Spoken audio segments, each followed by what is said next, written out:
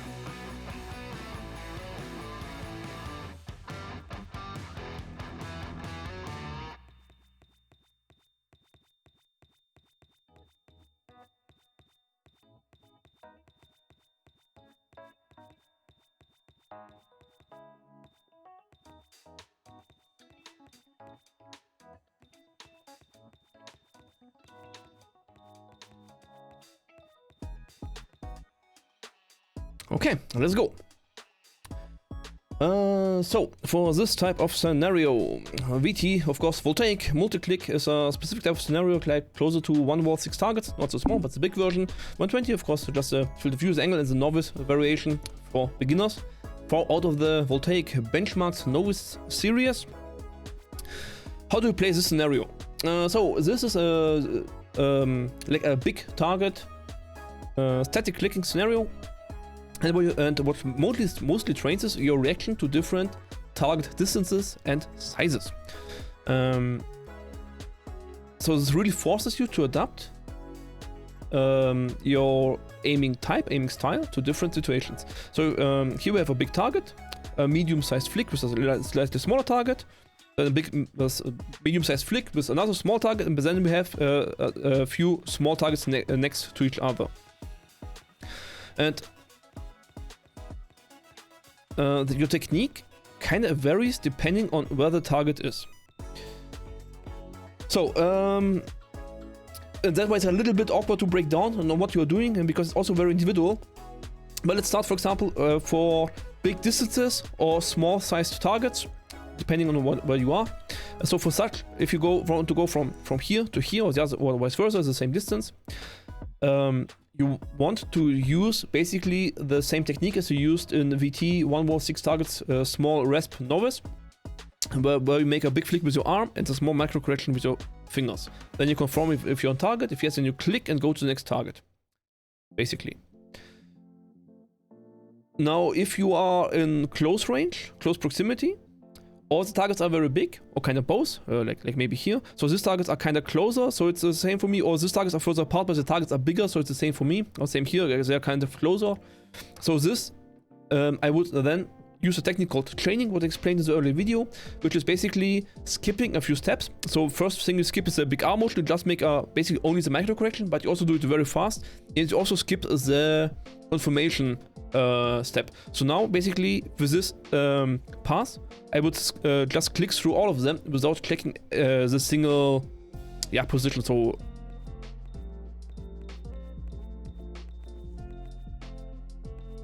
you can hear it in a sound that my clicking becomes very rapid.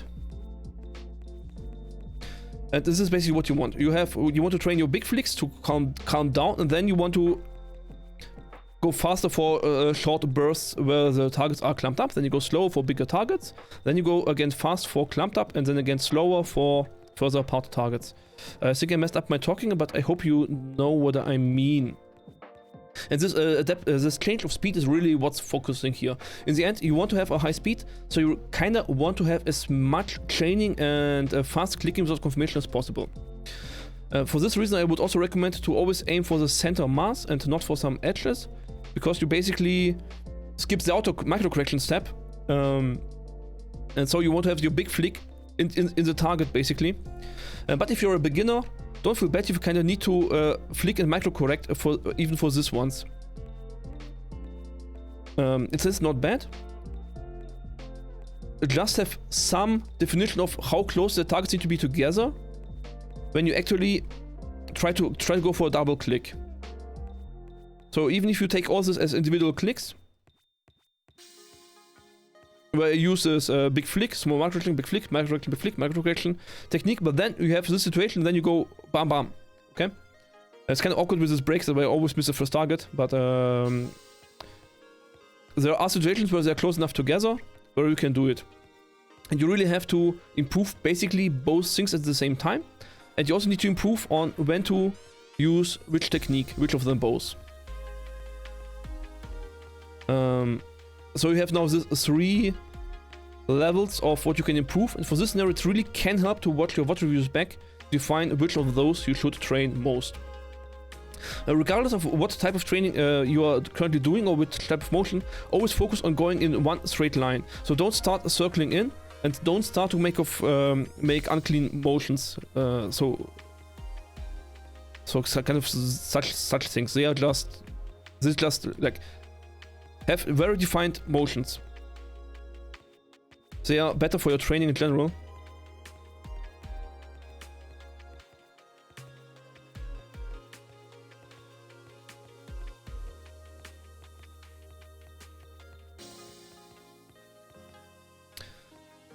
So of course for this type of scenario, it's a little bit more unclear how precise you actually want to be, because what gives you a score is in the end only your speed.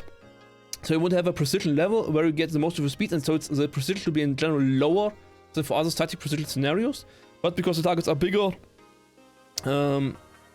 people still kind of get high accuracy values, but they are not strictly required.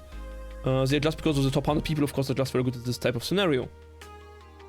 Well, I think something between 80% and 90% is plenty, is fine.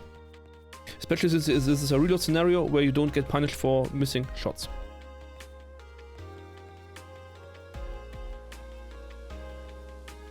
Okay, I think this is a rather short one, because this is really just get a clean straight line and do it as fast as you can. And then after you've done as fast as you can, try to do it a little bit faster. Literally. Still focus on stopping. So don't kind of roll over, where you just always keep moving and just click at the correct timing. It also kind of works, but really gets a habit of stopping. Try to stop your crosser on the target. It really doesn't move for a few milliseconds when you click.